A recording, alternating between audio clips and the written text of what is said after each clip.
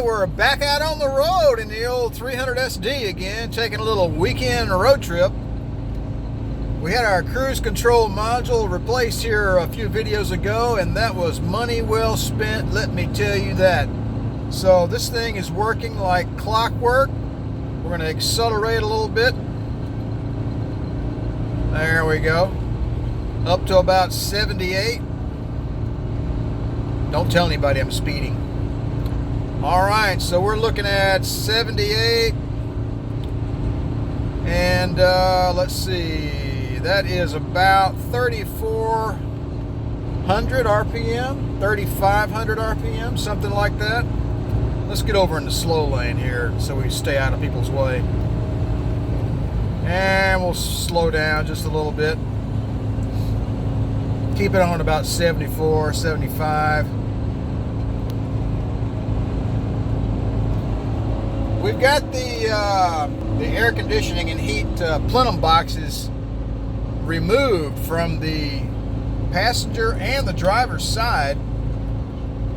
Of course, I removed them to redo all the wood on the dash and repair the vents and the glove box. And let's see, what else did I do? Defrost, vacuum pod, which is back up in there somewhere. And then most recently, I removed the plenum box down below on the driver's side to repair the cruise control and to restore the wood trim right there, looking really nice today on our road trip. So those plenum boxes are sitting back in the garage, and I'm doing a little mild restoration on those. A couple of little pieces of broken plastic, which is not, that's not a huge deal, but I'm going to put some sealant on the various seams to make sure that our airflow goes to the right place. So basically, I'll give you an example. So on the driver's side, you've got two air pipes inside that plenum on the driver's side. You got one that comes out of the main box in the center of the car, and it goes over to the left here, and there's a pipe that shoots upward and goes up top. And then you've got the other one, which is for the heat, and it goes and it comes out on your feet, and it also comes out over here on the side and goes over here to the door. And I'm assuming that is to heat up the interior of the door. And those two pipes inside that plenum are supposed to be separated. And they are, but where they meet, they doesn't seal up real nice. So I'm putting some sealant on that to make sure the air goes to the right place. Another little problem that I found on the driver's plenum box is, and I'm calling it a plenum box for the lack of a better word. A plenum is basically a conduit that something goes through. In this case, air. Anyway, so I noticed that the previous owner or somebody in the past actually drilled holes in the bottom of the plenum box for the heat to come out, and it dawned on me why they did that. All right, we happen to know from a previous video that the heater vacuum pod over here, the arm on the driver's side, is disconnected or broken off from the heat door.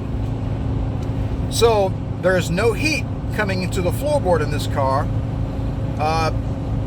You just have to rely on sort of osmosis to get some heat. But that's going to be a few more weeks, probably a few more months before I fix that, because it's going to require that I basically remove the entire console, and it's going to be a mess. I'll have to pull the whole interior out to do that job. What they did was they drilled some holes in the bottom of the plenum box to try to get more heat to their feet because, well, they didn't know what was wrong with the heater. Well, now that we know what is wrong with the heater, I went ahead and got our old friend JB Weld, and I epoxied up those drill holes. They weren't too bad, but there was probably 8 or 9 of them, and I just sealed them up. All right, we're back in a little bit of more open spaces here, and I kind of like driving in a more open space. It's much more relaxing. And our temperature gauge that we repaired a few videos ago is holding steadfast and firm. About 85 degrees is rock solid. That's really, really nice. No more jitter in the fuel gauge. No more jitter in the oil pressure gauge. We're running at 3 bar here at highway speeds, and that's really, really nice. The clock even works like twice a day. And it works a little bit. You know, it kind of goes around just a little bit, but whatever. I got a clock in my cell phone. I'm not too worried about that. Plus, there's a clock in the radio. Why do I need 2 clocks? Yeah, you're right. My OCD is going to get to me one day, and I'll have to repair that clock eventually. And that stupid rock pit in my window. It kind of bugs me too, but this is the original glass. And you can see over there, it's got the original signature card from the Mercedes factory. You know, that's just too cool. I can deal with the pit in the glass. All right, our little weekend excursion has come to an end, and we're slowly making our way back home. And we're sitting on about 73 or 74 there on the, got the cruise control and motivating down the road real nice. And if you see that nasty looking, dusty looking mess on my hood up there, that's that stupid Saharan dust. I'd never heard of such a thing. Apparently there's a huge dust cloud that came over the southeast from the Sahara Desert and made a nasty mess out of my car. I'm going to have to give it another wash when I get back home. So anyway, that's all we have for now. Looks like we got 33C outside and 74 miles an hour. Air conditioning working nicely. Motivating down the road the only way a diesel knows how. So, all right. Thanks for stopping by, and we'll talk to you guys later.